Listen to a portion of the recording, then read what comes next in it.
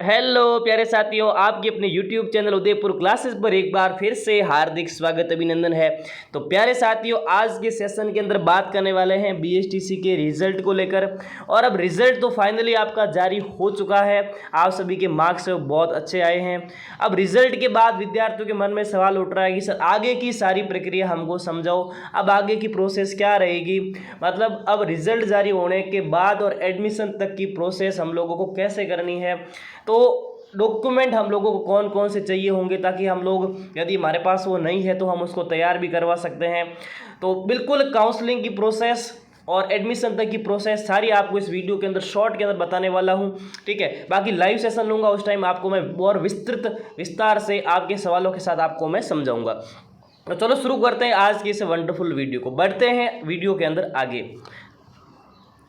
प्यारे साथियों, यदि आप चैनल पर नए हो तो चैनल को अभी कभी सब्सक्राइब कर देना, बेल आइकन को प्रेस कर देना, ताकि आगे जो भी वीडियोस मिलेंगे आपको काउंसलिंग से रिलेटेड, एडमिशन से रिलेटेड, आपको उसके नोटिफिकेशन टाइम मिलते रहेंगे। तो अभी कभी चैनल को सब्सक्राइब कर दो, बेल आइकन को भी प्रेस कर दो। सबसे पहले बात करते हैं काउंसलिंग को लेकर, ठीक है। काउंसलिंग की प्रोसेस को लेकर हम यहाँ पर बात करेंगे। काउंसलिंग कब तक शुरू हो जाएगी? काउंसलिंग आपके कल रिजल्ट जारी हुआ है तो आप कम से कम 4-5 दिन तो मान के चल सकते हो। 4-5 दिन तो आपको मतलब वेट करना ही चाहिए, ठीक है। कभी कभार है वो ये दिन 10 दिन तक भी वेट चला जाता है, क्योंकि पिछली बार भी हमने देखा है। तो आप कम से कम 4-5 दिन वेट कर सकते हो, उसके बाद आपकी काउंसलिंग शुरू हो जाएगी। काउंसलिंग के अंदर क्या होगा सर जी? काउंसलिंग के अंदर आपको 3,000 रुपये फीस लगने वाली है। सर यदि सर हमको कॉलेज नहीं मिला तो क्या ये फीस वापस मिलेगी? जी हाँ, आपके 200 रुपये या 100 रुपये 150 रुपये काट करके बाकी फीस आपको रिफंड कर दी जाएगी यदि आपको कॉलेज नहीं मिलता है तो। सर ये काउंसलिंग कहाँ पर होगी? काउंसलिंग होगी आपकी जो प्री डिलीट का साइट है ना, जहाँ पर आपने अपना रिजल्ट निकाला है, वहीं पर होगी। काउंसलिंग के अंदर क्या करना होगा? काउंसलिंग के अंदर सबसे पहले आपको 3,000 रुपये का चालान कटवाना है। उसके बाद वहाँ पर आपको सारी कॉलेज की लिस्ट मिल जाएगी, ठीक है। उसमें से आपको अपना कॉलेज सेलेक्ट करना है। जैसे सपोज करो आपके सामने ये 10 कॉलेज की लिस्ट है, इसमें से आपको कौन कौन से कॉलेज चाहिए इसको आप सेलेक्ट कर सकते हो। ये आपके सामने जिलों की है, भाई आपको कौन कौन जिले के अंदर कॉलेज चाहिए, ये आप जिला सेलेक्ट कर सकते हो। लास्ट में आपको ऑप्शन मिलेगा ऑल राजस्थान का टिक करने का, ठीक है। तो सभी को ऑल राजस्थान टिक करना है। अब काउंसलिंग के अंदर ज़्यादा प्रेफरेंस कैसे देनी है, कैसे भरनी है, ये एक शॉर्ट में बताऊँगा कि ऊपर आपको अपने ज़िले की, आपके पड़ोसी जिलों की कॉलेज भरनी है, और आपकी मनपसंद कॉलेज ऊपर भरनी है जो आपको चाहिए है, ठीक है।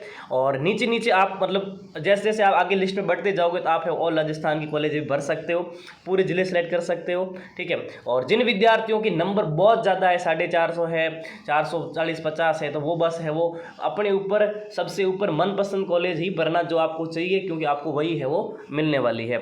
और ज़्यादा से ज़्यादा कॉलेज आपको भरने की कोशिश करनी, क्योंकि हमेशा ज़्यादा कॉलेज भरने वाले को कॉलेज मिलती है, ना कि कम कॉलेज भरने वाले कॉलेज मिलती है। इस बात का ध्यान है वो आप रखोगे, ठीक है। तो ये मैंने काउंसलिंग के बारे में प्रोसेस पूरी बता दी है शॉर्ट के अंदर। अब सर जी हमको डॉक्यूमेंट कौन कौन से चाहिए होंगे, बढ़ते हैं लिस्ट के अंदर आगे, हमारे वीडियो के अंदर आगे बताता हूँ डॉक्यूमेंट आपको, ठीक है। चलो, तो डॉक्यूमेंट बताने से पहले प्यारे साथियों, यदि आपका कोई सवाल है, आप मुझसे पूछना चाहते हो, आपका कोई डाउट है एडमिशन रिलेटेड, अभी बहुत सारे डाउट आपके आएंगे, तो मैं आपकी बहुत हेल्प कर सकता हूँ। आप मुझे इंस्टाग्राम पर फॉलो कर सकते हो, राकेश सांखला 11, ये मेरी इंस्टा ID है, यूज़र नेम है, और मेरे नंबर है 9358033591, व्हाट्सएप नंबर, इस पर भी मुझे आप मैसेज कर सकते हो। यदि आप कहीं पर प्रॉब्लम फंस जाते हो, मैं आपको व्हाट्सएप ग्रुप में ऐड कर दूंगा, वहाँ पर भी आपको सारी जानकारी टाइम मिलती रहेगी। First list, second list, third list, admission की प्रोसेस, डॉक्यूमेंट्स, सारी A to Z जानकारी आपको यहाँ पर मिलती रहेगी। तो इंस्टाग्राम पर मुझे फॉलो करो, मैसेज कर देना सभी साथी। अब देखते हैं डॉक्यूमेंट्स कौन कौन से आपको चाहिए। चलो बात करते हैं डॉक्यूमेंट्स की। तो सर जी ये डॉक्यूमेंट जो आप बता रहे हो क्या ये काउंसलिंग के समय चाहिए? नहीं, आपको काउंसलिंग के समय ये डॉक्यूमेंट नहीं चाहिए, ठीक है। काउंसलिंग के समय बस आपको 3,000 रुपये चाहिए, और आपको काउंसलिंग के टाइम बस आपको 3,000 रुपये के अलावा आपको आपके पास आपको जो लॉगिन करने के लिए पासवर्ड और जो नंबर है वो होने चाहिए बस। तो आप लॉगिन करो, 3,000 का चालान कटाओ, अपने ज़िले है वो सारे भर दो। तो सर ये डॉक्यूमेंट हमको कब चाहिए? ये डॉक्यूमेंट जब आपको कॉलेज मिल जाएगी ना, कॉलेज का अलॉटमेंट हो जाएगा, उसके बाद आपको ये सारे डॉक्यूमेंट चाहिए होंगे। तो सर जी आपने टाइम पर बताया, मतलब हाँ मैंने टाइम पे बता रहा हूँ, क्योंकि यदि आपके पास कोई नहीं है तो 15-20 दिन डॉक्यूमेंट आप तैयार करने में लगा सकते हो, तो भी आपको आराम से है वो कोई प्रॉब्लम नहीं होगी। क्योंकि डॉक्यूमेंट की वजह से बहुत सारे विद्यार्थी है वो लास्ट में जाकर के एडमिशन कैंसिल करवा देते हैं, क्योंकि डॉक्यूमेंट पूरी नहीं होते हैं टाइम पर, ठीक है। तो डॉक्यूमेंट की लिस्ट को लेकर बात करेंगे। ये डॉक्यूमेंट आपको कॉलेज अलॉटमेंट के समय चाहिए होंगे, ठीक है। चलो, तो BSTC का फॉर्म आप अपना संभाल के रखना, ठीक है, निकलवा देना वहाँ से साइड से। और एडमिट कार्ड आपको संभाल रखने के लिए मैंने उसी दिन बोला था जिस दिन एडमिट कार्ड जारी हुए थे। आपको रिजल्ट की मार्कशीट तो सबको रखनी है निकाल करके, ठीक है। ये भी आपके कॉलेज के अंदर काम आएगी, कॉलेज आपसे मांगेगा। काउंसलिंग फीस चालान, अभी आपकी 3,000 रुपये की काउंसलिंग होगी, तो इसकी चालान है वो सभी निकलवा के रखना, ठीक है। बहुत सारे विद्यार्थियों की प्रॉब्लम आई थी पिछले साल इसको लेकर, ठीक है, क्योंकि आप फीस तो भरवा के आ जाते हो लेकिन इसको लेकर है वो इसका लेकर नहीं आते हो रिजल्ट का, मतलब काउंसलिंग चालान का। तो ये आपको लेकर के आना है, काउंसलिंग फीस चालान, और फर्स्ट ईयर का फीस चालान भी आपको संभाल के रखना है। काउंसलिंग करवा दी, आपको कॉलेज भी मिल गई। अब फर्स्ट ईयर की फीस आप भरते हो प्रीलेट की साइट पर, तो वहाँ पर जो आपको रिसिप्ट निकलती है चालान की वो भी आपको संभाल के रखनी, क्योंकि कॉलेज आपसे मांगेगा कि आपने फीस भरी या नहीं भरी, उसका आपको प्रूफ ला कर दो, ठीक है। 10वीं और 12वीं की मार्कशीट तो आपको रखनी है अपने पास में, ठीक है। और आगे और कौन डॉक्यूमेंट चाहिए आपको मैं बताता हूँ, ठीक है। आगे देखो, आपके पास मूल निवास प्रमाण पत्र होना चाहिए, जाति प्रमाण पत्र। जाति प्रमाण पत्र में जनरल के विद्यार्थियों को जाति प्रमाण पत्र नहीं चाहिए होता है। ओबीसी, एमबीसी, ईडब्ल्यूएस और SC ST के विद्यार्थियों को जाति प्रमाण पत्र देना है। साथ ही साथ ओबीसी, एमबीसी, ईडब्ल्यूएस का जाति प्रमाण पत्र 1 साल से पुराना है वो नहीं होना चाहिए। यदि 1 साल से पुराना है तो आपको है वो नया बनवा लेना पड़ेगा।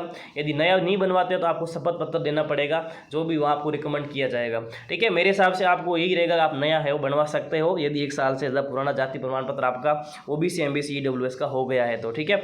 बाकी SC ST के विद्यार्थियों के लिए ऐसा कोई बाध्यता नहीं है नया बनवाने की, ठीक है। चलो अब आगे चलते हैं, और कौन से डॉक्यूमेंट चाहिए होंगे आपको।